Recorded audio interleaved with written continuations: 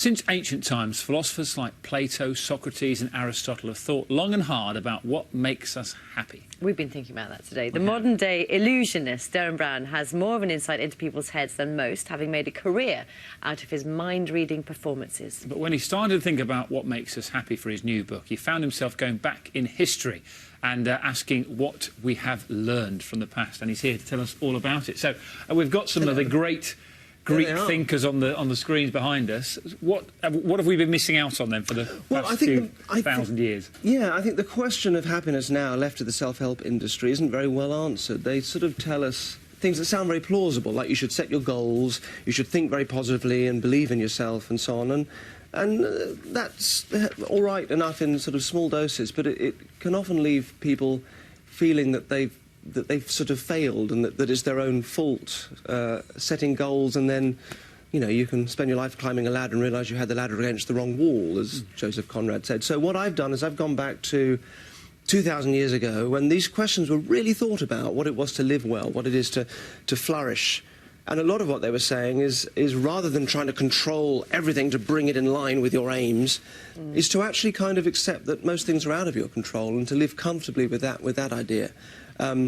So rather than sort of chasing after this thing called happiness, thinking it's something we're entitled to, a sort of a birthright, but then also at the same time not knowing what it is, because no one's really going to tell you exactly what that thing is, they saw it as a kind of, if you just remove all the disturbances, what you're left with is a sort of tranquility, a quite robust, solid sense of tranquility, like you've pulled your centre of gravity back into yourself. So it's not really necessarily pleasure, it doesn't sound very joyful, but actually it's a much stronger and more realistic and ultimately, I think, happier place to be. It sounds to me a bit more sort of like, I suppose how I would describe it, as contentment.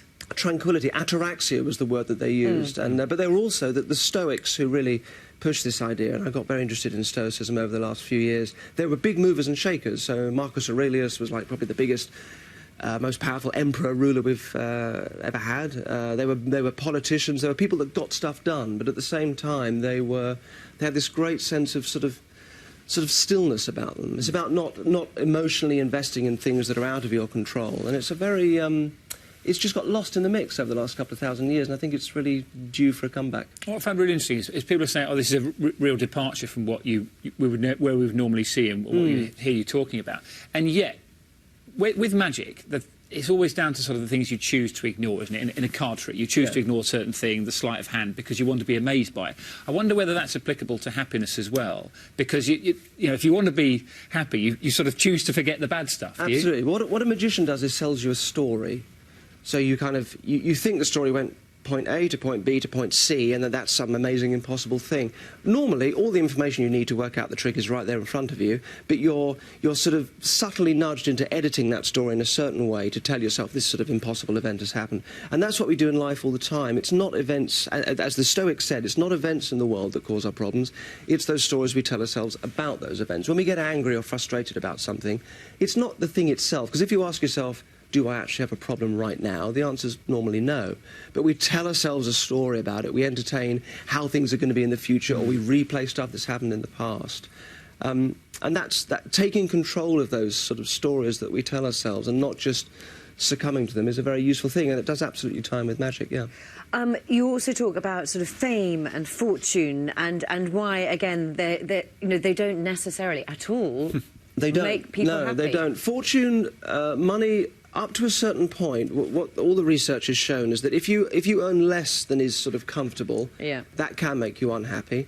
But if you earn more than a sort of a comfortable figure, depending on where you live and so on, doesn't make you any happier. You don't get incrementally happier. So richness doesn't make you happier. Success certainly doesn't either, because these are not things that ever really arrive. They just sort of slowly happen, and so if you chase those things for their own sake, like happiness or success or whatever, you just drive yourself mad. So those are byproducts, aren't they? Happiness is another. It's a byproduct of finding meaning or stillness and these things. Yeah, treasures on earth, isn't it? Yeah. Colin sent in a question which we read, but I wanted to put this to you as well. He said, happiness, the moment you think about it, it disappears. Can you only recognise it in hindsight? That's a really good point. I always think that the rainbow is a very good image for happiness. From a distance, you can kind of recognise it as something over there, but the moment you approach it directly, it just disappears. And yet we all think that it's this thing that we're entitled to, like it's really obvious that like we'll recognise it when we get there. You know, we do these A-levels to go to this university and study this subject, to get this job,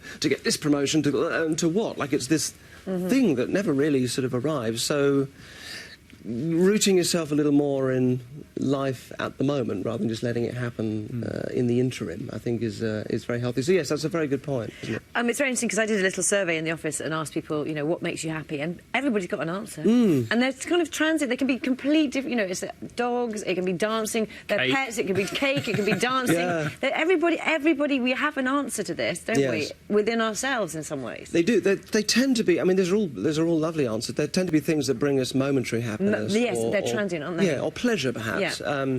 I think happiness itself, if you can find it, and I think you have to find it indirectly, but it comes more, again, from the story. It's a sort of... they used to say you couldn't judge if someone was happy until the end of their life, that it's more to do with that, the way you... So, for example, if you don't go on a roller coaster for an afternoon and you stay at home and look after a sick relative, you'll probably have less pleasure doing that, but maybe as you look back on what you do with your life, you might feel happier that you made those sorts of choices. So they are different things.